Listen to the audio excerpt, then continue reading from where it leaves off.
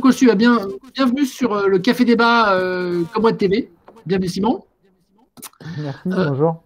Bonjour Simon. Donc du coup, c'est le mardi soir, 18h30, le Café Débat comme Watt. Effectivement, on invite des gens qui sont des militants, des chefs d'entreprise, des responsables d'associations qui viennent nous parler un petit peu d'écologie ou d'autres choses. Le Café Débat, c'est un peu ouvert à toutes les lignes éditoriales, qu'on soit pour ou contre la transition énergétique. Le but, c'est d'en parler dans le respect des avis des autres et d'argumenter sur ces différents sujets. Il n'y aura pas de langue de bois, on essaie d'être assez détendu. Alors donc traditionnellement il y a une bière, donc je vous invite à prendre un verre avec vous parce que c'est quand même un café débat, donc on a la bière Comwat, donc l'énergie potagère. Donc voilà, aussi à la tienne Simon. Donc l'idée c'est que voilà, on n'est pas dans un rendez-vous, dans un meeting politique ou dans une joute verbale. On est vraiment pour essayer de discuter entre gens de bonne volonté sur essayer de faire avancer la transition dans le bon sens. Donc, et ce soir, effectivement, j'ai l'immense chance, on a l'immense chance de recevoir Simon qui effectivement travaille chez Enercop et qui, je vais laisser se présenter un peu plus que ça, mais Simon, on se connaît depuis des années et effectivement, Simon est militant sur la partie transition énergétique. C'est lui aussi qui donne envie de s'intéresser au sujet. Et effectivement, il a vraiment réponse à pas mal de questions. Donc, n'hésitez pas à poser vos questions. Donc, les questions, vous pouvez les poser soit prendre de manière assez disciplinée la parole en activant votre micro et en posant directement la question à Simon. Ou alors, vous pouvez le mettre dans le chat du Café Débat. Et après, moi, je vous serai votre relais et je relirai vos questions. Donc l'idée, voilà, il n'y a pas de questions. Donc n'hésitez pas à poser des questions, même si c'est des questions qui vous semblent un petit peu à l'inverse de ce que peut dire Simon. N'hésitez pas. Le but, c'est pas de coincer une personne ou une autre. L'idée, c'est de pouvoir échanger. S'il y a des questions qui vous tarabusquent mais que vous n'osez pas la poser, posez-la et puis on en verra, on triera et puis on essaiera de faire la réponse la plus honnête possible. Voilà, donc sans trop continuer sur ça, voilà, je vais passer la parole à Simon pour qu'il nous présente un petit peu, présente en quelques phrases pour dire qui tu es, quelles sont tes responsabilités actuelles et quel est ton parcours, comment tu es arrivé aux énergies renouvelables. Ok, super, merci infiniment pour l'invitation Grégory, c'est un plaisir pour moi de participer et d'apporter un point de vue, parce que je vais commencer par une introduction très claire. Il n'y a pas de vérité, il n'y a que des points de vue qui s'expriment et voilà, ce qui peut paraître être une vérité à un moment donné peut être contredit quelques années plus tard. On est dans une situation qui est tellement changeante, tellement incertaine que voilà, faut avoir un peu d'humilité dans tout ça et on va pas voilà, avoir les chevilles qui enflent trop. On va essayer d'apporter des points de vue et de les expliciter, de les argumenter, de les fonder. Voilà. Donc moi j'ai pas d'autre prétention que ça en tous les cas ce soir avec vous et c'est un très grand plaisir que de partager ce moment, quoi. Voilà. Donc moi je m'appelle Simon, j'ai 37 ans, je suis le papa de 3 enfants, j'habite Montpellier depuis 2006.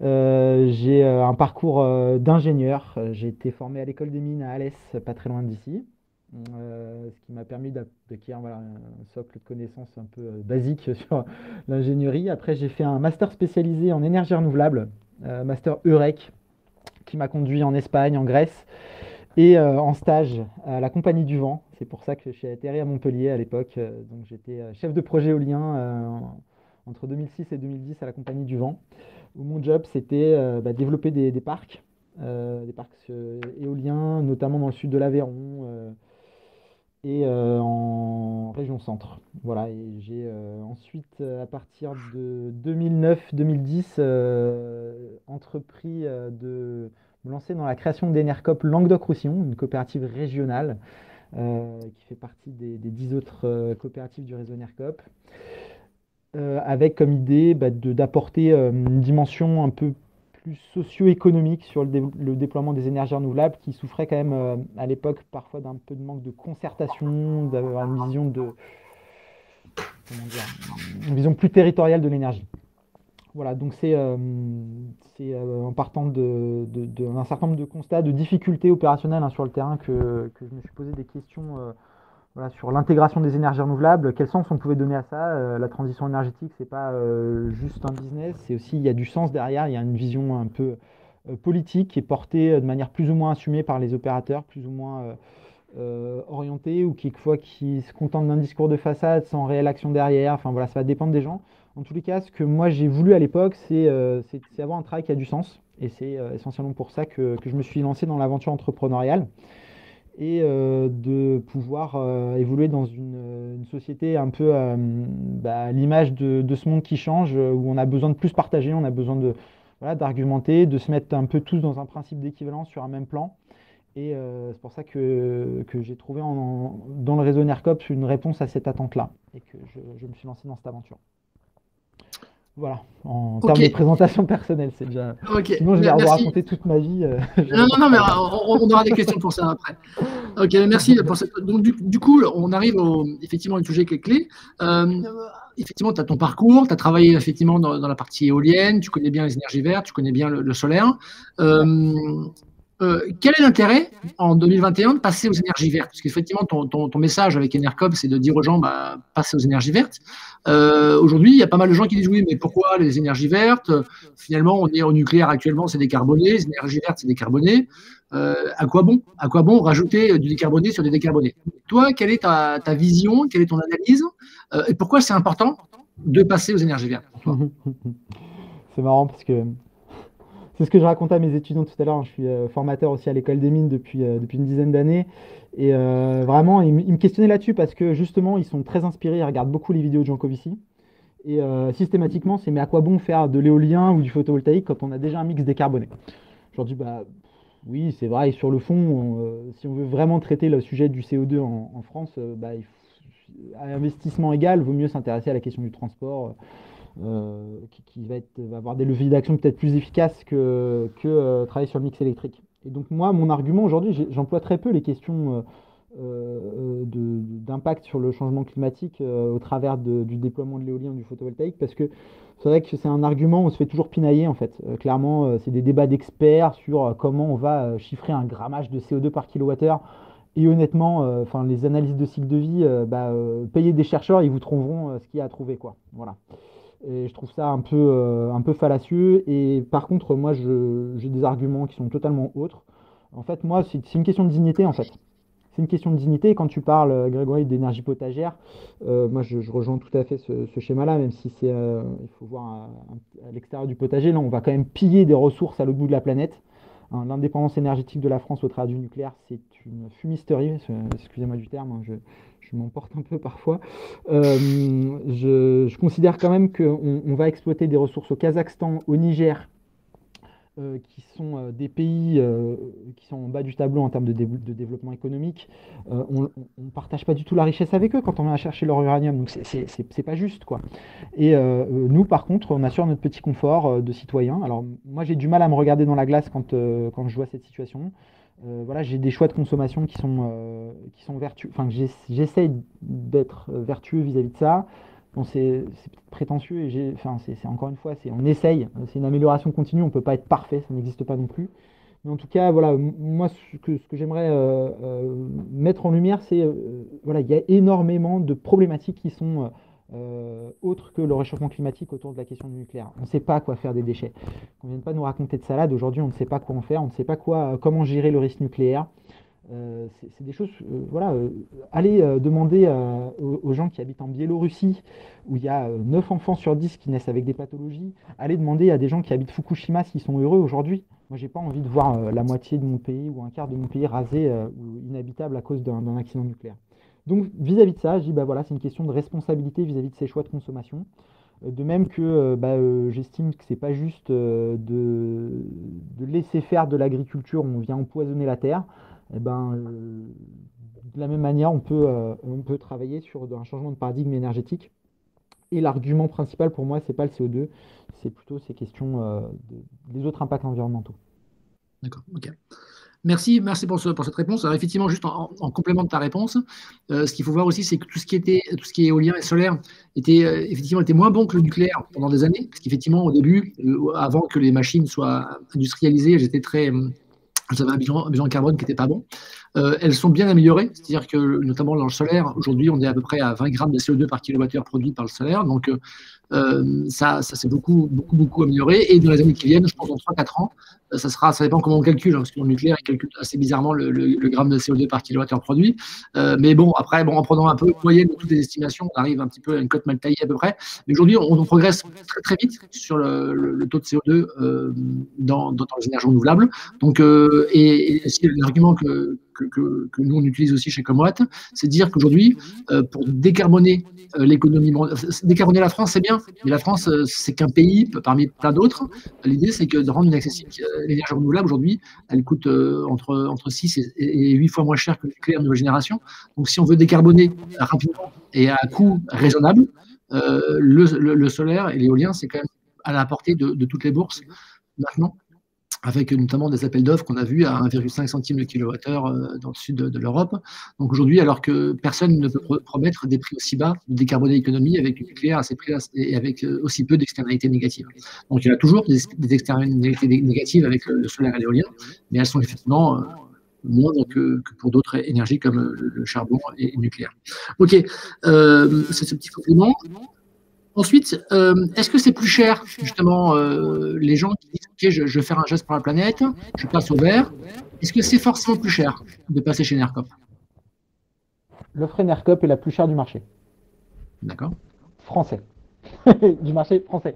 On est quand même, voilà, l'offre vraiment renouvelable, parce que je veux aussi détailler ça, l'offre vraiment renouvelable, parce que c'est facile de dire qu'on fait une offre verte, voilà, avec les garanties d'origine qui n'ont quasiment aucune valeur économique. C'est facile de faire du renouvelable. Je prends la plupart des offres vertes que vous allez trouver sur le marché, c'est quoi? C'est 1 kWh acheté à l'arène, au nucléaire, à 42 € le mégawattheure, avec une garantie d'origine qui peut aller à un demi-euro le mégawattheure de garantie d'origine. Allez, si vous voulez du français sourcé pour pouvoir faire semblant de faire de la traçabilité, on va monter à 1,5, 2 € le mégawattheure grand max. Et donc à 44 €, vous vous sourcez en renouvelable, alors que vous avez acheté du nucléaire. Bravo. Ça, c'est les travers de la loi, et pour moi, c'est vraiment c'est insupportable, parce que vraiment le consommateur, il ne peut pas s'y retrouver derrière, en fait. Enfin, c'est pas juste de faire ça. On a des gens qui vendent de l'électricité nucléaire comme étant renouvelable, en fait. C'est quand même, enfin, alors c'est légal, très bien. On peut avoir des arguments de marché qui rendent ce truc entendable. Il n'y a pas de différence entre un électron produit par une centrale nucléaire et une éolienne, certes, d'accord. Mais quand même, pour moi, ça relève de la tromperie du consommateur. Et quand je vois aujourd'hui que l'ADEME tergiverse encore sur ces questions, voilà, moi je suis un peu aigri vis-à-vis de la situation. Voilà, donc, alors juste ouais, est-ce que je peux te permettre de couper ça 2 secondes? Effectivement, l'ADEME a été lancé là-dessus, sur effectivement mettre donc, parce qu'il y a eu des labels qui ont été, donc je crois qu'il y a Greenpeace qui a essayé de mettre des labels aussi sur l'énergie verte. Il y a l'ADEME qui a défini l'énergie premium, l'énergie verte classique et premium, donc effectivement garantie d'origine. Alors, et effectivement, il y a nous, on avait proposé les étoiles, je ne sais pas si tu te souviens, on avait proposé qui ne sont pas étoiles, donc on en a parlé à l'ADEME, et l'ADEME a dit super, on va essayer de le mettre en place. Le problème, c'est qu'ils ont mis autour de la table, la dernière réunion à laquelle j'ai participé, ils étaient 150 personnes, donc il y avait une dizaine de personnes de chez Engie, une dizaine de chez EDF, etc. Et tout le monde, et l'ADEME a essayé de trouver un consensus, mais c'est impossible de trouver un consensus pour définir ce que c'est qu'une énergie verte, quand il y a autour de la table des gens aussi différents que EDF, Engie et Enercop, parce que c'est voilà, ou Comwatt, ou Mint ou Équateur. Donc du coup, c'est quand même ultra compliqué de pouvoir effectivement, l'ADEME elle veut se fâcher avec personne, parce qu'effectivement n'importe quelle classification comme les énergies, ils vont se fâcher avec un ou l'autre, donc c'est compliqué pour un organisme d'État de se positionner. Alors vous, Enercop, effectivement par rapport à ça, effectivement tu me dis Enercop c'est la plus chère de France, mais quand on compare avec ces comparables, il y a une vraie énergie verte, et finalement tu ne peux pas dire que tu es plus cher que les autres, parce que tu as un produit que les autres ne proposent pas. Ben, exactement, merci pour ramener ce vrai sujet, puisque voilà, aujourd'hui, il n'y a aucun fournisseur qui a un réseau de 300 producteurs. En fait, nous, on a un cahier des charges qui a été établi par des salariés qui sont ultra militants, par des consommateurs qui font des choix de consommation qui sont voilà, vertueux et qui donnent sens. Et donc, on est non seulement sur du renouvelable, mais en plus, on a des critères écologiques. On n'achète pas des immenses centrales photovoltaïques qui ont remplacé des forêts ou des zones agricoles. On travaille voilà, sur des installations à taille humaine qui privilégient aussi des financements citoyens. On a voilà, un cahier des charges qui est quand même assez strict et sur lequel vraiment, en fait, on peut difficilement dire une énergie écologique parce que c'est un peu un oxymore aussi, mais voilà, c'est une énergie de moindre impact. Et en fait, c'est vraiment notre chemin, il est là. C'est essayer de toujours questionner ce qu'on peut faire de mieux avec ce qu'on a. Et voilà, on est moins cher que tous nos voisins européens qui sont sur des modèles qui se veulent vertueux. Pourquoi? Parce qu'on a la chance aussi en France d'avoir une diversité d'énergies renouvelables. On a de l'hydro, on a de l'éolien, on a du photovoltaïque, on a des gisements qui sont importants, on a des technos qui sont bien développés avec des opérateurs qui sont capables de mettre ça en place dans des conditions économiques et de qualité très satisfaisantes. Donc on arrive quand même à sortir un kilowattheure qui n'est pas trop déconnant par rapport au reste de nos concurrents qui, je le répète, vivent et survivent grâce au fait d'exploiter le parc nucléaire français qui était financé par l'impôt de nos parents et de nos grands-parents. Voilà, il y a aussi cette réalité-là qui est quand même assez surréaliste où tout le monde vit de la fin d'EDF et tout le monde crache sur le nucléaire à la fois, quoi. Donc c'est quand même assez paradoxal. Et voilà, donc moi je suis quand même un peu remonté vis-à-vis de certains opérateurs qui font comme si cette réalité-là n'existait pas ou n'était pas dérangeante. Voilà. On ne peut pas d'un côté critiquer, faire la promotion du renouvelable et de l'autre côté dire ah oui, le nucléaire c'est super et puis on achète du nucléaire en fait. Voilà. Donc c'est un peu gênant. Alors, juste par rapport à ce que tu viens de dire, tu disais effectivement que les gens achètent à 42 à la reine, plus 2 euros de garantie d'origine, donc de production française. Mais qui est-ce qui vend ces productions garantie d'origine française c'est les barrages? Comment ça se passe du coup? Il y a différents opérateurs. Hein. Tu as des agrégateurs de garantie d'origine qui existent. C'est des gens dont le métier, ils vendent parfois même. Il y a quelques années, il y a McDo qui a fait une grande campagne. Maintenant, tous nos restaurants sont alimentés en énergie renouvelable. En fait, ils ont juste acheté des garanties d'origine. Ils n'ont même pas changé de contrat d'électricité. Ils ont juste acheté de la garantie d'origine auprès de ces courtiers. Ensuite, donc, tu as plus récemment tous les projets en obligation d'achat qui vendent aux enchères leur garantie d'origine. Et donc là, maintenant, l'État peut du coup créer de la valeur à partir de ces garanties d'origine qui sont cédées aux enchères. Et donc pour obtenir telle garantie d'origine qui est un peu spécifique et qui va permettre d'avoir une valeur aux yeux du consommateur un peu plus importante, on va avoir des prix qui mécaniquement vont monter. Mais voilà, sinon la Géo, elle est à moins d'1 euro le mégawattheure, quoi. D'accord. Donc c'est assez varié. Voilà. D'accord. Alors que vous, effectivement, vous achetez donc l'énergie électrique la même personne qui vous vend ces garanties d'origine et ils vendent les deux en même temps. C'est ça. On garde le package global, on achète le kilowattheure, la garantie d'origine et la capacité. La garantie de capacité, qui fait le marché de la puissance maintenant. Ça complexifie au fur et à mesure que le temps passe.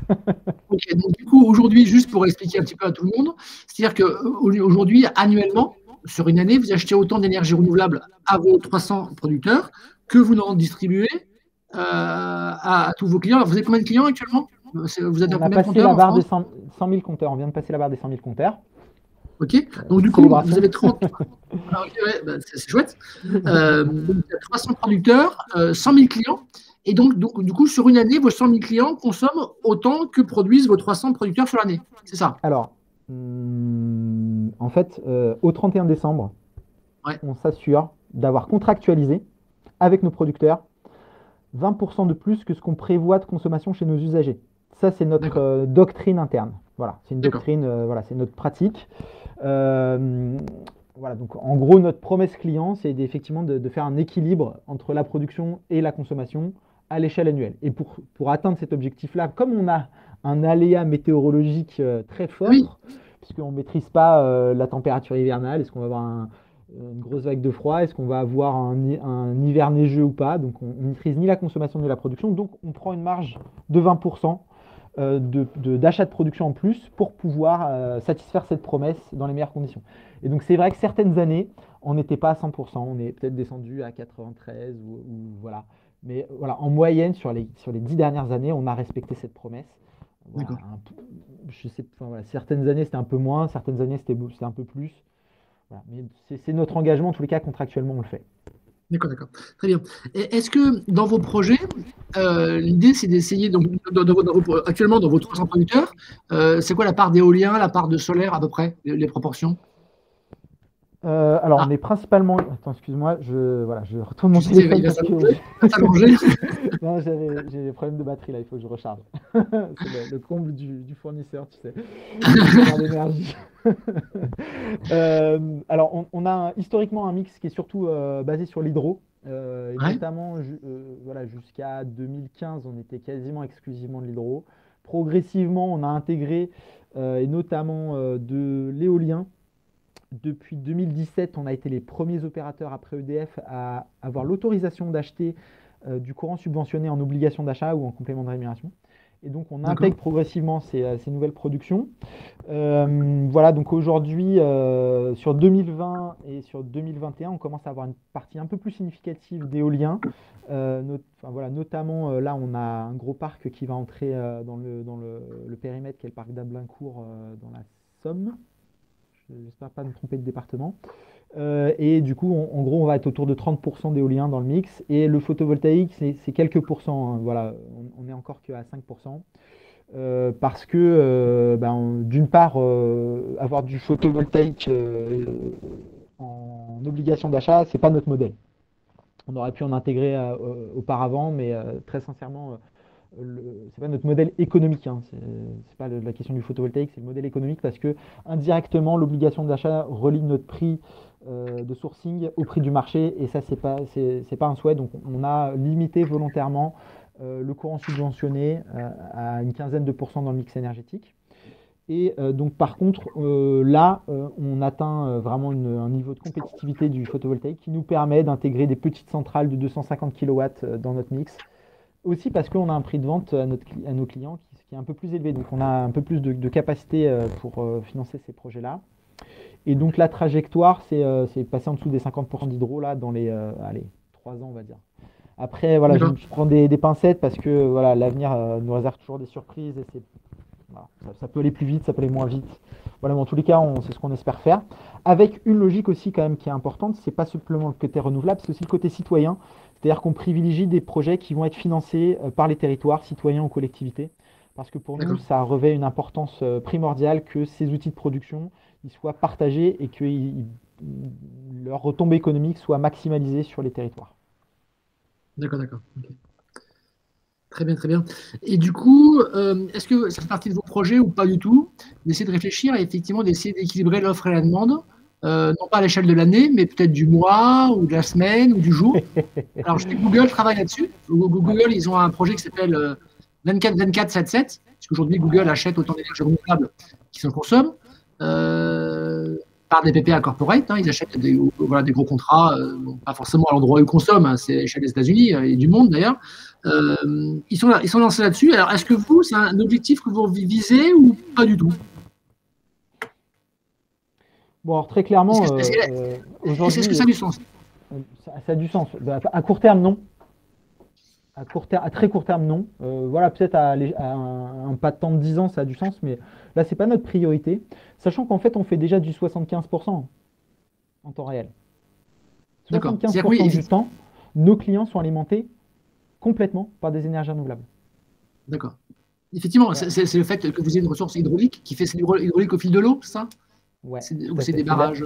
C'est de la micro-hydro pour la plupart. Alors, ça est arrivé effectivement, et notamment sur le mix 2019, on a acheté de la production hydro sur un barrage de la vallée du Rhône où il nous manquait vraiment significativement de la production. Mais c'est un peu exceptionnel. Sinon, c'est vrai que voilà, sur les dernières années, on est entre 60 et 75% en temps réel. D'accord, ce qui est super. C'est un beau ratio. Ouais.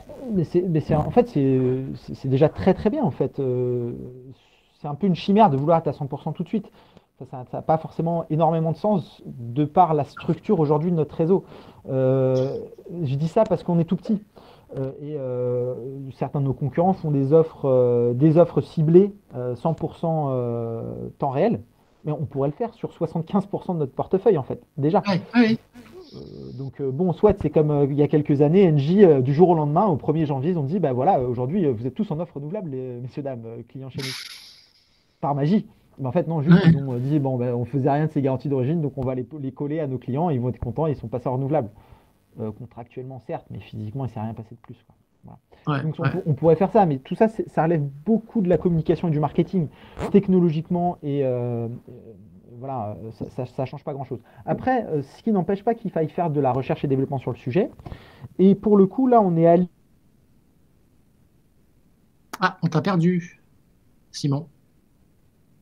Simon, on t'a perdu. Je sais pas. Ouais, ouais, on t'a perdu. Est-ce que tu peux.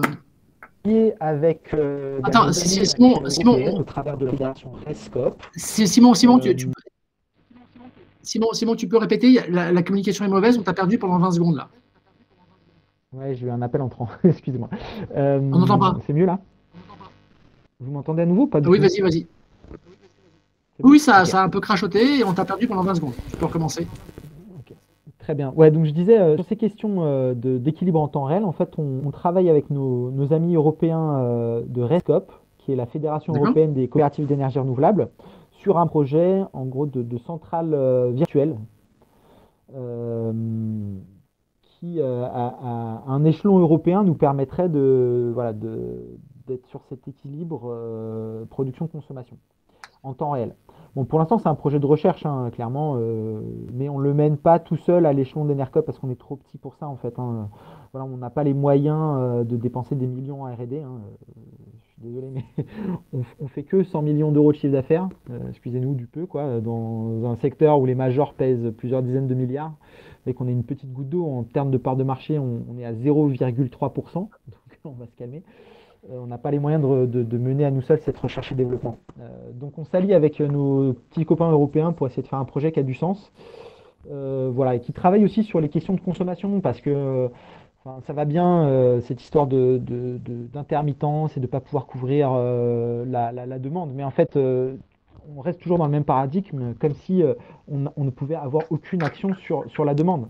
Il faut toujours que l'offre satisfasse la demande. C'est la tyrannie de la demande, quoi. Alors que bah, finalement, si on demande aussi aux consommateurs par différents signaux d'adapter parfois sa consommation, et c'est aussi le projet de Comwatt de le faire de manière assez automatisée, ben on peut avoir une inflexion de la courbe de consommation, c'est évident. Voilà, donc c'est beaucoup des discours dogmatiques qu'on va retrouver derrière une façade qui est très technique. Mais voilà, il y a quand même reposer aussi ces questions-là de base. Est-ce que c'est la demande qui pilote ou est-ce que c'est l'offre qui pilote? Voilà, et nos grands-mères faisaient la lessive quand il y avait du vent et du soleil. C'est du bon sens. Pourquoi Oui, on ne referait pas un peu la même chose, quoi. Voilà. Donc tout ça a été un peu oublié à mesure qu'on s'est éloigné de nos ressources. ouais, c'est clair. Ok, merci pour cette réponse. Alors, il y a des questions. Il y a une question de Jean-Marc. Il parle du micro-hydro. Est-ce que tu peux détailler un petit peu la micro-hydro? Est-ce que c'est rentable? Est-ce qu'il y a des difficultés administratives pour en avoir de nouvelles? Est-ce que tu peux nous faire un petit point sur tout ce qui est la production d'énergie qui représente 70% de votre ressource d'énergie? Est-ce que c'est une ressource qui est compliquée à manager, qui va s'étendre, qui est facilement scalable ou qui est au contraire qui est soumis à certaines difficultés? Alors non scalable, Non scalable. voilà, c'est très clair. Aujourd'hui, il n'y aura pas de nouvelles centrales hydro, très peu, très très peu. On peut avoir quelques petites rénovations comme ça. Il y a un potentiel, en gros, voilà, dans les études les plus optimistes, il y a un potentiel d'augmentation de la production d'1 TWh à l'échelle nationale. Je vous rappelle, la D'accord. consommation France 2019, c'est 473 TWh. Voilà, donc 1 pour Ouais. 473, vous voyez que le potentiel, il est nul. Enfin voilà, où il est pipi de chat ou épaisseur du trait, selon le point de vue. Donc aujourd'hui, nous, notre job, c'est essentiellement faire vivre ces installations. Et je prends un exemple, hein, local Saint-Julien-de-la-Nef, petite bourgade du nord de Ganges, avec une petite centrale micro-hydro sur l'Hérault. Bah voilà, des exploitants qui sont bah, pas des ingénieurs, pas des techniciens, qui font juste par amour de leur outil là, tourner une centrale et voilà la DDTM, la préfecture leur tombe sur le dos, vous avez plus l'autorisation d'exploiter, le droit d'eau il est postérieur à 1919 donc plus possible, il faut renouveler le droit d'eau et comme vous y connaissez rien de toute façon vous n'arriverez pas à le renouveler. Donc bah, c'est nos producteurs, on les a aidés, on a réussi à remettre aux normes la centrale, à reprolonger le droit d'eau et à faire perdurer l'existence de cette centrale. Mais combien par ailleurs, de ces petits producteurs d'hydroélectricité jettent l'éponge et ferment leurs centrales? Aujourd'hui, il y a une doctrine très forte de la part des services de l'État qui est araser les seuils, supprimer ces centrales, la continuité écologique, alors que pour pour la plupart, ce sont des ouvrages qui sont plutôt bien intégrés dans leur environnement, qui sont là de manière séculaire. Et je prends cet exemple de Saint-Julien-de-la-Nef parce que enfin, on nous a fait faire un investissement de, je sais pas, je crois que c'était 600 000 euros pour faire une passe à anguille, subventionnée à 80% par l'agence de l'eau. Donc c'est de l'argent public pour faire une passe à anguille. Et l'anguille, je ne sais pas si vous savez, mais c'est un animal amphibie. Et ne nous a pas attendu pour passer sur la berge et contourner l'obstacle, quoi. Voilà. Donc voilà, il y a parfois des doctrines qui sont un peu en décalage par rapport à la réalité de ces ouvrages. Bon, je dis pas que tous les ouvrages sont parfaits en micro-hydro, loin de là, il y a beaucoup d'aménagements à améliorer, tout ça. Mais il y a un peu une chasse aux sorcières qui est faite par les services de l'État à ce sujet-là. C'est très compliqué de pouvoir obtenir des continuités d'exploitation. Et alors des nouvelles, n'en parlons même pas, c'est mission impossible. Sauf quand on s'appelle EDF et qu'on a des projets qui sont dans les cartons depuis des dizaines d'années, et comme par exemple en Corse avec le barrage du Rizzanès qui a été mis en service il y a quelques années, où on arrive encore à avoir quelques petits trucs, mais c'est vraiment très très rare. Ou sinon, vous avez aussi d'autres phénomènes comme dans le Vercors, là, ils ont arasé 4 seuils, ils ont remplacé par une turbine souterraine, tout ça, ça peut exister, mais là, c'est plus de la micro, c'est déjà des gros ouvrages. Voilà, donc c'est très compliqué, il y a peu de potentiel, et l'idée chez nous, c'est de maintenir ce potentiel. Ok, très bien, merci pour ce retour. Alors, maintenant, je te propose de prendre un peu de. Ouais, tu nous as parlé de 2021. Comment tu vois tu vois le marché énergétique évoluer en France et dans le monde dans les 10, 20, 30 prochaines années? Comment tu vois donc effectivement, il y en a qui disent, qui voient plutôt une société qui va devenir plutôt nucléarisée, d'autres qui pensent que ça va devenir plutôt 100% énergie renouvelable. C'est quoi ton analyse, toi, et qu'est-ce qui te semble crédible en termes d'évolution de manière, est-ce que c'est l'éolien offshore qui va prendre une part importante, le solaire en autoconsommation? Pour toi, c'est quoi, en fait, aujourd'hui, si tu devais faire effectivement, alors, une prévision, c'est toujours difficile, mais si tu veux regarder dans ta boule de cristal et voir ce que dit ta boule de cristal, qu'est-ce qu'elle te dirait ce soir? Vas-y. Ouais, effectivement, merci de préciser ça parce que, encore une fois, c'est bien ce que je disais en introduction, il faut être très humble vis-à-vis de ça. En tout cas, mon sentiment, le nucléaire est derrière nous. C'est vraiment un sentiment très fort que j'ai de plus en plus et c'est une conviction quand je vois à la fois les déboires des derniers chantiers et voilà, quand est-ce que sera mis en service Flamanville, on ne sait pas.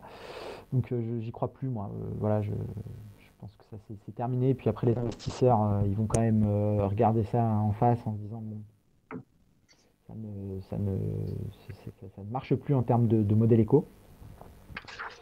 Je vois aussi arriver, voilà, on a vu en l'espace de 15 ans les courbes d'apprentissage du photovoltaïque. Enfin, moi, je me souviens en 2006, le photovoltaïque, pas sûr que ça marche, quand même, c'est super cher, tout ça. En fait, le prix a chuté tellement vite, ça nous a tous pris de court. Même moi, j'étais surpris, hein, je pensais pas que ça irait si vite. Aujourd'hui, c'est d'une compétitivité à toute épreuve qui du coup, laisse de la capacité économique pour développer le stockage derrière.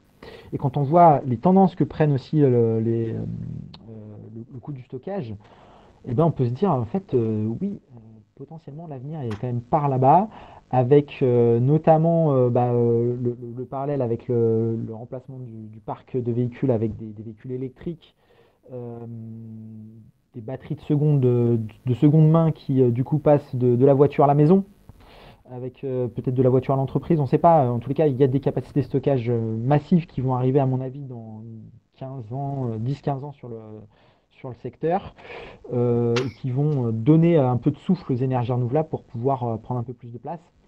Mais voilà, ça suppose que l'État lâche aussi et donne les arrêtés de fermeture des centrales. Sinon, EDF va les exploiter jusqu'à ad vitam, en fait, hein, jusqu'à ce qu'elle. Non, je n'ai pas dit ce que je n'ai pas dit. Voilà. Mais du coup, alors, pourquoi le nucléaire est renouvelable, c'est antagoniste? On ne peut pas faire les deux. Eh ben, en fait, c'est c'est assez clair. Enfin, je comprends pas ce débat. En fait, quand il y a une Non demande, plus? elle est déjà satisfaite par le nucléaire, donc elle ne peut pas être satisfaite par les renouvelables. Donc, si on veut plus de renouvelables, il faut baisser le nucléaire. Point. Enfin, je veux dire, l'équation, elle est ultra simple. C'est de la mauvaise foi de ne pas comprendre ça. Aujourd'hui, ça fait 15 ans que les renouvelables se développent. Ils ont d'abord tapé dans les fossiles. Voilà, on a vu la part de fossiles qui a lentement diminué. Au début, d'abord, ça a compensé l'augmentation de la consommation entre 2000 et 2010, en gros, hein.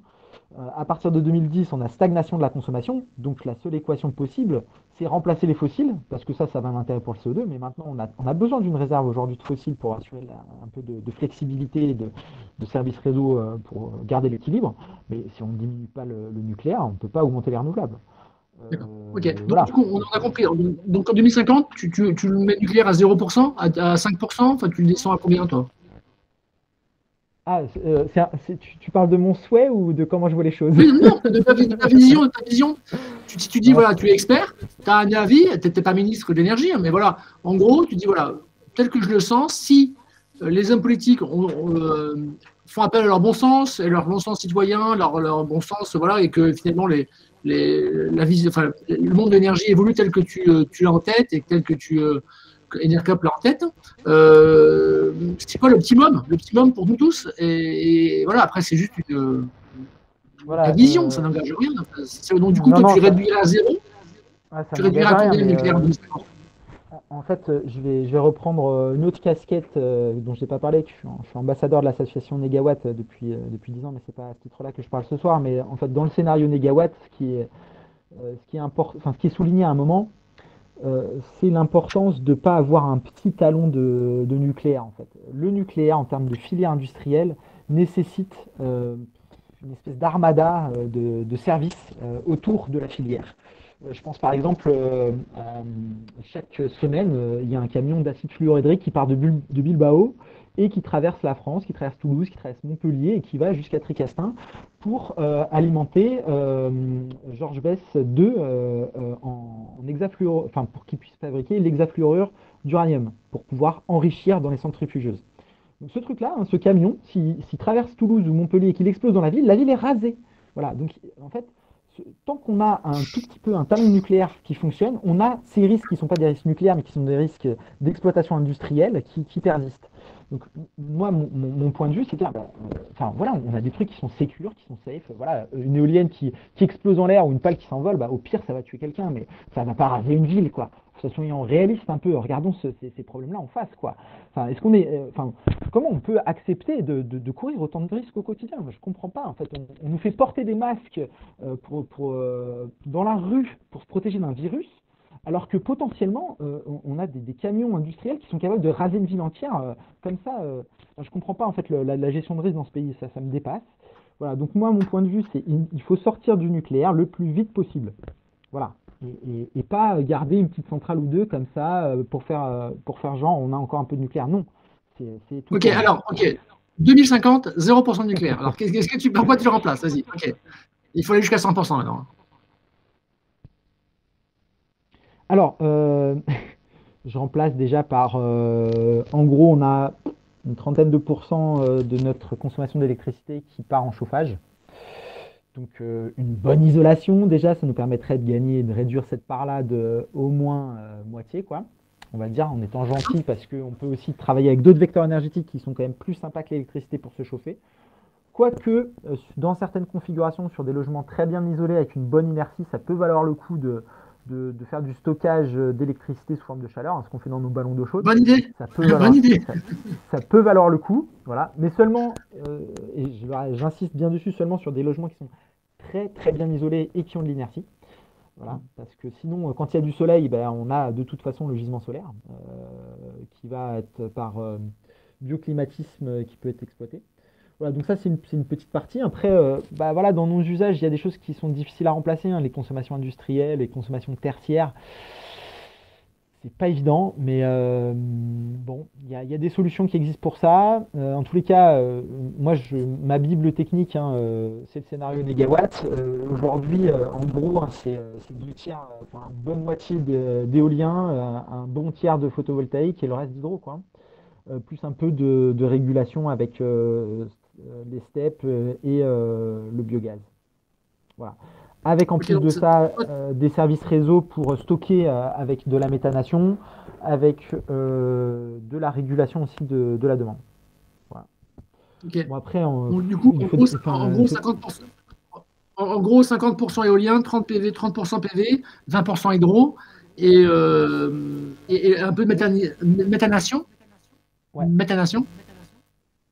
Méthanation. Et de la méthanation, donc c'est-à-dire on capte le CO2 de l'atmosphère pour pouvoir faire du méthane renouvelable, c'est ça, hein, la méthanation? Voilà, on transforme de l'électricité par hydrolyse d'hydrogène. On y Ouais, associe le CO2 qu'on aurait capté à partir de la combustion d'une centrale à gaz et on transforme ça en méthane qui est renouvelable. injectable sur le réseau de gaz et qui est stockable. Il y a 150 milliards de kilowattheures de capacité de stockage sur le réseau de gaz. Ouais, c'est clair. Mais le coût Voilà. est assez élevé, je pense, de la méthanation pour l'instant, il n'y a quasiment pas d'installation en France. Toi, tu penses que c'est quelque chose qui peut être intéressant comme élément de stockage, mieux que l'hydrogène?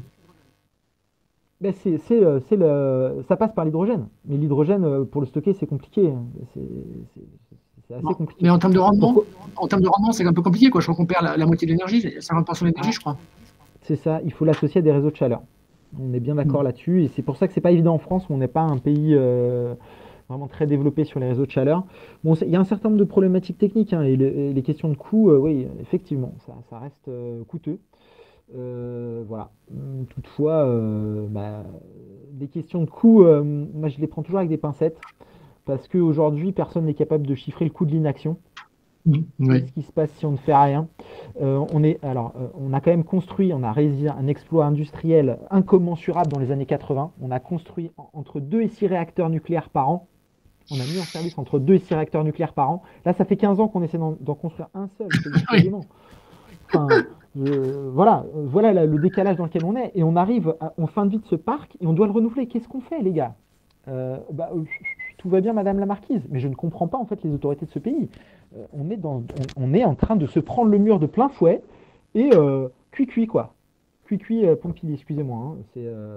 Je suis un peu excédé parce qu'on met notre pays dans une situation de risque qui est proprement inadmissible. Voilà. Enfin, là, je parle vraiment de risque industriel, de risque de sécurité énergétique.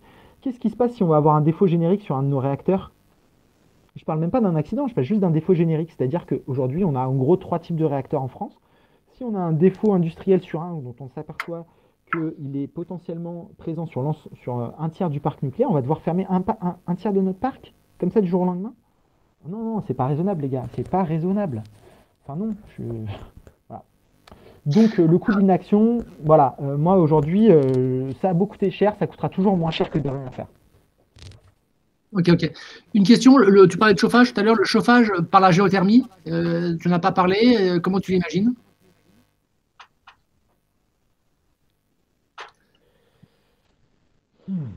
Alors, la géothermie, il faut savoir de quoi on parle. On parle plutôt de. Alors, il y a trois, voire même 3 types de géothermie. Je mets de côté la géothermie électrique. En France Profonde. métropolitaine, ouais, profonde, ça n'existe pas. Il y a eu l'expérience à Soul sous forêt qui a foiré, on va dire, parce que voilà, micro-séisme, dégâts de plusieurs dizaines de millions d'euros, voilà, on a arrêté. Hein, la fracturation hydraulique, même pour les renouvelables, c'est pas bon. Ça marche à Bouillante en Guadeloupe très bien, mais en France métropolitaine, c'est pas le cas. Ensuite, il nous reste 2 types de géothermie. Moyenne profondeur, c'est les puits artésiens qu'on va retrouver en région parisienne, bassin aquitain aussi, avec plusieurs centaines de milliers de logements qui sont déjà chauffés comme ça, avec une eau qui est à 60-80 degrés. Et puis après, on va avoir la géothermie de surface, qui est plutôt du géosolaire, où là, qui est à prendre avec beaucoup de pincettes parce que les retours d'expérience ne sont pas forcément toujours excellents dans la longévité de ces installations. C'est-à-dire que progressivement, on peut aussi décharger les sols et attention à ça, quoi. Donc moi, je pense que c'est une bonne solution pour les bâtiments neufs. Malheureusement, pour les bâtiments existants, s'il faut creuser tous les terrains autour, c'est compliqué. En zone urbaine dense, c'est pas une solution. Voilà, et puis les gisements de puits artésiens, c'est certaines agglomérations qui peuvent en bénéficier, mais pas partout. Donc il y a un potentiel. Après, j'ai du mal à poser des chiffres dessus, hein, là. Ça dépasse un peu mon expertise, malheureusement. Je n'ai pas réponse à tout, Grégory.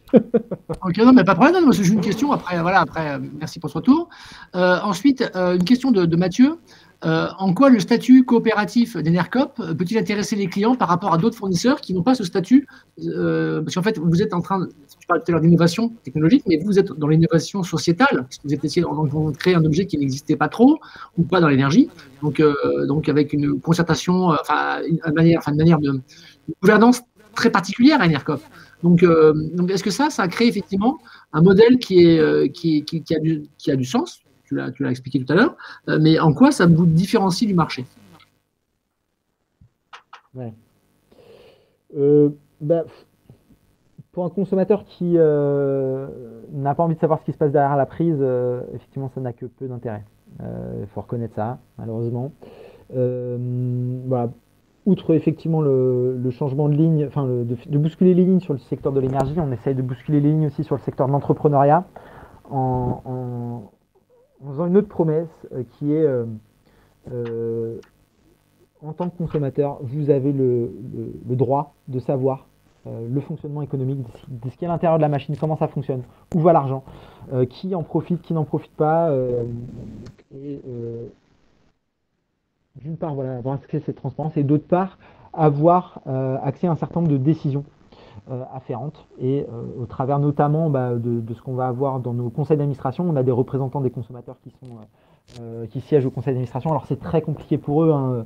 Je dis ça, c'est facile à dire comme ça, mais c'est très compliqué pour des consommateurs de se plonger dans ces mécaniques-là, d'avoir des niveaux d'expertise suffisants pour être en capacité de prendre des décisions et de co-décider avec nous.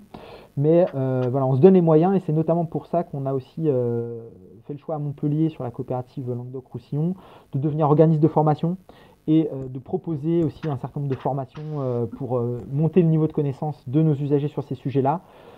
Parce que voilà, on a la conviction que je ne sais plus qui c'est qui disait ça, je crois, le progrès ne vaut que s'il est partagé par tous. Ouais. Voilà, on a cette vision-là qui est, on ne peut pas faire la transition énergétique tout seul, nous, ingénieurs, dans notre coin. On doit impliquer le client, on doit impliquer la collectivité, on doit impliquer voilà, l'usager, le régulateur, le producteur, tout ça autour d'une même table pour partager les enjeux. Et on ne peut pas, nous, faire les arbitrages tout seul. On doit en discuter. Et pour ça, on doit trouver des formes entrepreneuriales qui permettent cette discussion, qui la rendent possible. Et donc, c'est vrai que le métier de fournisseur est pour ça particulièrement approprié parce qu'en fait, on peut mettre autour d'une même table, et c'est ce qu'on essaie de faire chez nous, des producteurs, des consommateurs, les salariés, les collectivités locales, des partenaires techniques qui, du coup, vont venir apporter leur point de vue qui ne sont pas toujours convergents, même souvent divergents, parce que le producteur lui veut vendre plus cher, le consommateur veut payer moins cher. Mais enfin, voilà, on arrive à faire des, entre guillemets, des compromis ou des consensus. Alors, consensus, c'est un peu difficile, mais voilà, trouver des lieux, on crée du commun et on recrée aussi des lieux de démocratie parce que malheureusement, dans notre système actuel, on atteint un peu les limites de la représentation démocratique et voilà, on a, au travers de ces modèles-là, créé aussi pas mal d'autres coopératives dans notre sillage, des projets citoyens.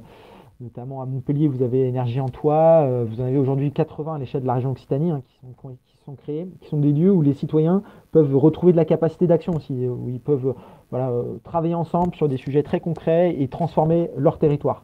Parce que voilà, on a une responsabilité tous d'œuvrer à cette transition énergétique, mais on ne sait pas par quel bout le prendre. Il y a beaucoup de gens qui ont envie de faire des choses, mais qui ne savent pas comment s'y prendre. Donc nous, ce qu'on essaie de faire aussi, c'est recréer ces espaces de capacité d'action pour les personnes. Ok. Ok, merci. Autre question, donc, quel modèle d'Enercop dans les années qui viennent, dans les 10 ans, 20 ans, 30 ans qui arrivent? Comment on voit l'évolution d'Enercop? Comment tu l'imagines? Est-ce que c'est une entreprise qui a plus de clients? Est-ce que c'est une entreprise qui évolue, qui mue? Est-ce qu'il y a plusieurs étapes? Comment tu imagines ça? Ouais, alors là je parle en mon nom parce que dans Enercop on a autant de vision d'Enercop que de sociétaires si je puis dire. Hein, il y a 50 000 sociétaires aujourd'hui. Ce qui est sûr c'est qu'on va être obligé on est obligé aujourd'hui de grandir pour des questions d'amortissement de nos investissements, notamment sur les questions de système d'information et tout ça. Voilà, quand on doit payer un système d'information de plusieurs millions, voire dizaines de millions d'euros pour avoir un outil qui soit à la hauteur de la qualité de service qu'on veut offrir à nos clients, eh ben, on ne peut pas l'étaler sur un portefeuille de clients de quelques milliers, quoi. Ça ne marche pas. Il faut plusieurs dizaines, voire centaines de milliers de clients pour obtenir un équilibre économique. Donc nous, on vise ça. On vise à minima d'obtenir 150, 200, 300 000 clients pour voilà, offrir une qualité de service optimale. Notre objectif, c'est pas de remplacer EDF. Et moi, très honnêtement, j'aurais été heureux de faire ce que je fais chez EDF. J'aurais eu des conditions de travail plus confortables, peut-être, j'en sais rien. Euh, voilà, le problème, c'est que quand on veut que les choses changent, souvent on est obligé de passer par des petites structures, d'entreprendre, d'innover, de bricoler un peu dans un coin avant que ça soit copié par les autres. Et on a mis quand même 10 ans avant d'être copié sur les contrats directs avec les producteurs d'énergie renouvelable. Donc aujourd'hui, on a des vraies concurrences. Et en général, quand on est tout seul sur une niche pendant 10 ans, c'est pas bon. En général, c'est qu'on a un mauvais produit. Voilà. Trop tôt ou trop tôt. Ou trop tôt, voilà. Bon, bah, c'était peut-être notre cas. Aujourd'hui, on est copié, donc on déplace en fait les lignes de ce marché. On essaie de, voilà, de bousculer les codes pour créer des espaces où bah, finalement les autres opérateurs sont obligés d'aller vers ça. Parce que on a transformé les attentes des clients en disant ça c'est possible et c'est souhaitable et vous devez l'exiger dans vos codes de consommation. Parce que ça ne devrait pas être autrement, en fait, logiquement. Et surtout si on peut le faire à un prix qui est quasi équivalent. Il n'y a pas de raison de s'en priver. Et pourquoi alors on fait les choses mal alors qu'on peut faire les choses bien? Donc voilà, notre ambition, elle est pas de remplacer EDF ou d'être un acteur hégémonique, pas du tout.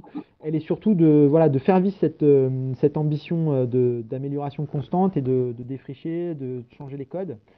Après, on a aussi l'envie de favoriser des projets de production qui ont du sens, de montrer que bah, on peut dans tous ces outils créer plus d'interactions entre les personnes et travailler voilà, sur une bonne intégration et que l'innovation technologique se retrouve vraiment au service des humains. Parce que la tendance actuelle, c'est un sentiment très personnel, mais je pense qu'il commence à être partagé largement, c'est que c'est plutôt l'inverse qui se produit, c'est que les humains sont au service de l'innovation technologique et pas l'inverse, quoi. On a l'impression d'être parfois un peu de la viande à technologie. Bref, Ouais. Ouais, je ne vais pas c'est déraper vrai. plus, promis. Non, non, non, non, non, mais tu peux. Je veux dire, après, ça fera. Après, l'important, c'est de donner ton avis, ton opinion, C'est voilà, ça, comment tu vois les choses. c'est un âge de l'air. Ok. Ensuite, bah, on va parler de ta maison, parce que toi, tu as eu un projet, tu as eu la chance de pouvoir Ah construire oui, une maison il y a peu de temps, il y a quelques années. Et donc, tu t'es ouais. dit, tiens, voilà, en tant qu'ingénieur, en tant que militant, qu'est-ce qu'on peut rêver de. Voilà, qu'est-ce qu'on peut faire pour passer à l'action en tant que citoyen. Et toi, tu te dis, tiens, en tant que citoyen, je vais essayer de faire une maison qui est un petit peu exemplaire. Alors, est-ce que tu peux. Non, je pense qu'on peut en parler pendant des heures de ta maison. Donc, il nous reste 10 minutes. Donc, donc s'il te plaît, euh, parle-nous de l'énergie, parce que c'est un petit peu le soirée de café débat. Donc, c'est comment tu as réfléchi à l'énergie de ta maison, quelles étaient tes questions et quels sont tes principaux enseignements? Qu'est-ce que tu as appris, parce que tu as dû apprendre en faisant ta maison, que tu ne savais pas avant et que tu as mis en œuvre et que tu voudrais partager avec les gens qui nous écoutent pour dire, voilà les gars, j'ai compris ça et je voudrais partager mon expérience avec vous parce que j'ai envie que ça, c'est un truc qui est super important à comprendre et il faut que vous compreniez. Ouais, bah, super question. C'est vraiment intéressant comme approche. Merci Greg pour ça. Parce que on est vraiment dans la transmission et le partage d'expérience. Moi, ce que j'ai appris vraiment que je savais pas avant, c'est la température ne fait pas le confort. Et c'est incroyable, on peut vivre à 16 degrés sans avoir froid, du moment qu'on a une pièce qui est vraiment très sèche. Et ça, ça m'a bluffé parce que des fois, enfin, on oublie de mettre le chauffage puisque déjà on s'en sert tellement peu souvent que voilà, on a une maison bioclimatique qui est très bien isolée, 40 cm de béton de chanvre, on a des grandes ouvertures au sud, donc à Montpellier, voilà, les besoins en chauffage ils sont quand même très faibles. On a cette chance-là aussi, mais c'est vrai que des fois, notamment cet hiver, il gèle souvent là, ces dernières semaines. On a eu une dizaine de jours de gel et c'est vrai que des fois, le matin, je me lève, il fait 17 et il fait 16.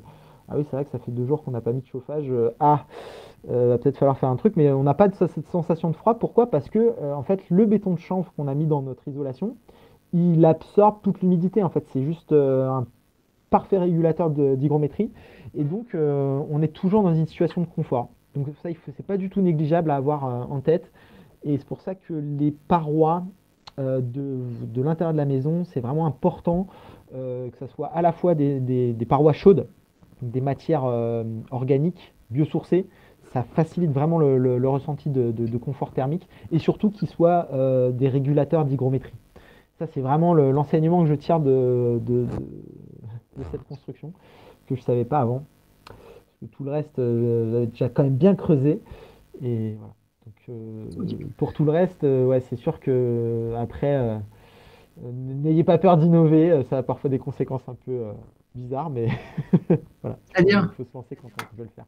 Bon, après, on a fait un système de phytoépuration sur la toiture qui est assez sympa. On récupère l'eau des douches qu'on réinjecte sur les toitures. Et ça fait de la verdure en toiture, c'est assez sympa. Par contre, voilà, ça pousse, ça pousse énormément, il faut entretenir. Ça se gère, quoi. C'est pas, c'est pas évident. Voilà. Faut dégager du temps après pour l'exploitation de tout ça, quoi. C'est pour ça que je disais, D'accord. l'innovation, faut suivre derrière, quoi. Ouais, ok. Alors après, en termes de solaire, chez toi, tu as mis 40 mètres carrés, 50 mètres carrés de panneaux? Ouais, j'ai entre 11 et 12 kilos, je sais plus exactement, dont une installation en vente totale et une installation en autoconso totale. D'accord. 9 kilos en vente totale et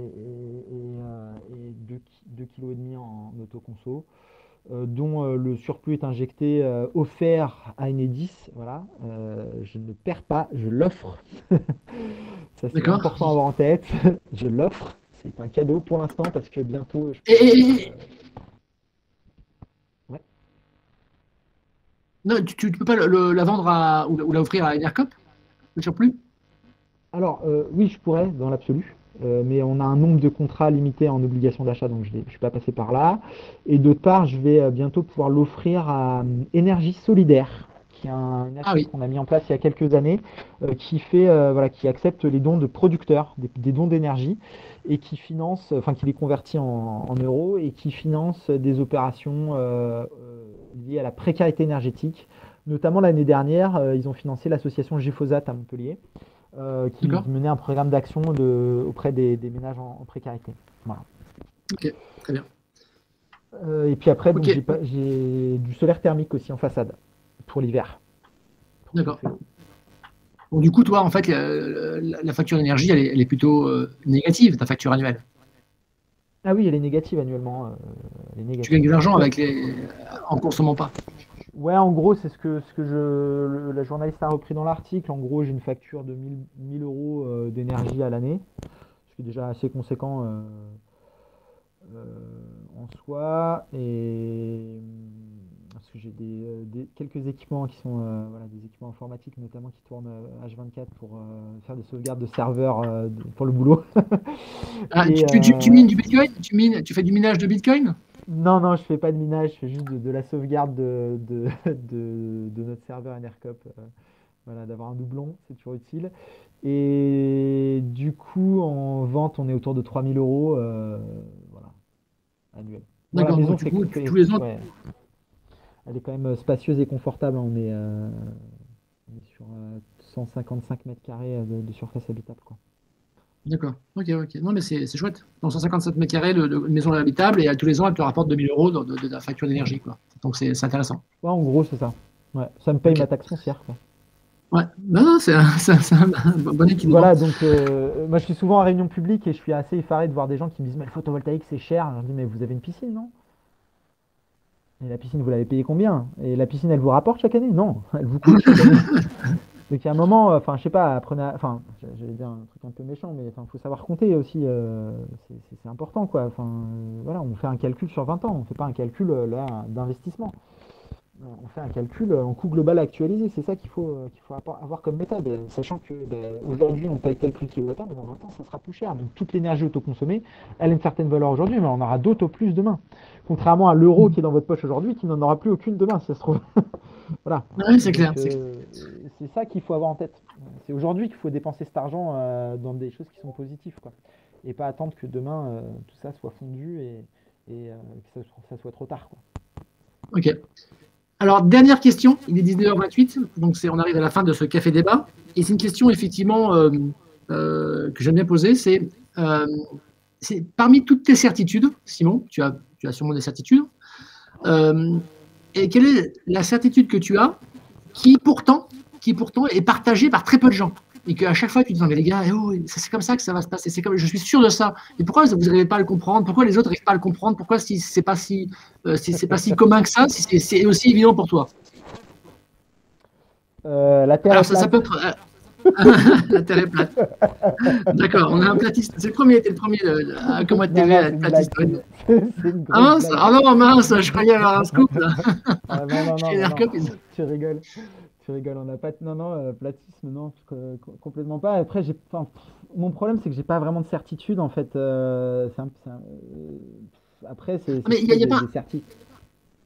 il n'y était pas un sujet sur lequel tu dis, tiens, ça j'en suis sûr. Et quand tu pars avec tes amis le week-end ou le soir, tu dis, bah tiens, c'est toujours un sujet. Ils ont toujours du mal à comprendre ça, alors que pour toi, tu l'as digéré, c'est évident pour toi.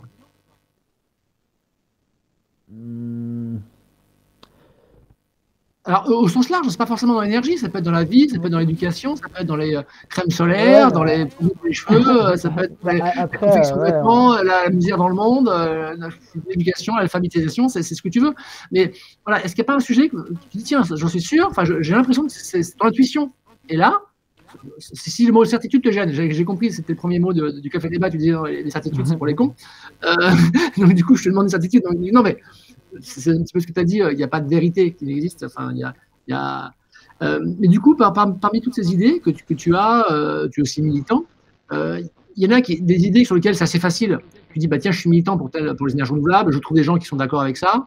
Mais il y a des sujets sur lesquels tu dis, ah, c'est bizarre, je suis convaincu que ça, il faudrait qu'on le fasse plus, ou qu'on fasse davantage, et du coup, les gens ne comprennent pas, quoi. bah, en fait, ouais, si, moi j'en ai une qui est évidente là-dessus, c'est notre responsabilité individuelle. C'est-à-dire que si on change pas intérieurement, on risque pas de changer l'extérieur, quoi. Il faut d'abord faire un gros travail sur soi pour se regarder en face et regarder ses défauts. Et on en a tous, et on a tous du chemin à faire et à progresser sur notre manière d'être au quotidien, notre manière de consommer, notre manière de nous comporter avec les autres, notre manière de nous exprimer. Voilà, les accords Toltec, par exemple, sont un bon guide pour ça, les 4 accords Toltec. Euh, par, voilà, et je pense que les gens le comprennent aisément, mais par contre, passer à l'action là-dessus, j'ai l'impression qu'il y a une folle inertie. Et je pense que, enfin, moi, il y a un truc dont je suis convaincu aujourd'hui, c'est que on peut pas avoir de liberté sans responsabilité. Voilà. Et que Mhm. pour ça, moi, voilà, je suis prêt à me battre et je suis un enragé sur ces questions de liberté. Et franchement, là, les politiques actuelles qui sont menées dans le cadre de la crise sanitaire, pour moi, c'est un scandale absolu. Voilà, je ne comprends pas qu'on ne soit pas déjà tous dans la rue en train de réclamer notre liberté. Mais je comprends aussi pourquoi, parce que on ne nous a pas habitués à exercer notre responsabilité. Et on nous infantilise, enfin c'est nous qui acceptons d'être infantilisés au quotidien. Et voilà, pour moi, je pense que c'est ça qui j'aimerais bien convaincre un peu tout le monde en ce moment là-dessus, c'est voilà, soyons responsables individuellement, assumons chacun de nos actes, parce qu'on l'a pensé, on l'a réfléchi, et qu'on on l'a travaillé.